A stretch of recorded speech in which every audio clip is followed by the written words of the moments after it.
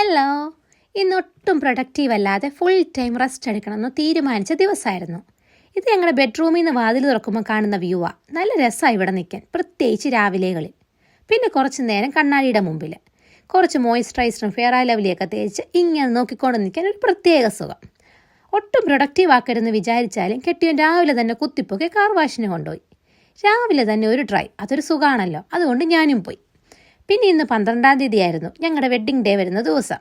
Normally എല്ലാ 12 ഞങ്ങൾ ആഘോഷിക്കാറുണ്ട്. പിന്നെ അതിനെപ്പറ്റിയുള്ള ഡിസ്കഷനായിരുന്നു ഇതിൻ്റെ അകത്തിരുന്ന്. പിന്നെ വീട്ടിൽ ചെന്നൊരു ഫാസ്റ്റ് കുക്കിംഗ്.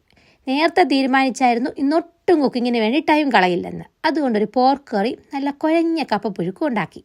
ഇതെൻ്റെ ഫേവറേറ്റാണ്. പോർക്ക് കറിയല്ല, കപ്പപ്പുഴുക്ക്. അങ്ങനെ പോർക്ക് കറിയും കപ്പപ്പുഴുക്കും എടുത്ത് കാന്താര സിനിമയൊക്കെ വെച്ച് ഞങ്ങൾ ബ്രേക്ക്ഫാസ്റ്റും ലഞ്ചും കൂടെ ഒന്നിച്ചങ്ങ് കഴിച്ചു. പിന്നെ ബാക്കി പറയണ്ടല്ലോ, ബാക്കിയത്തെ സമയം മൊത്തം ഫിലിം തീരുന്നോടം വരെ കൗച്ച്.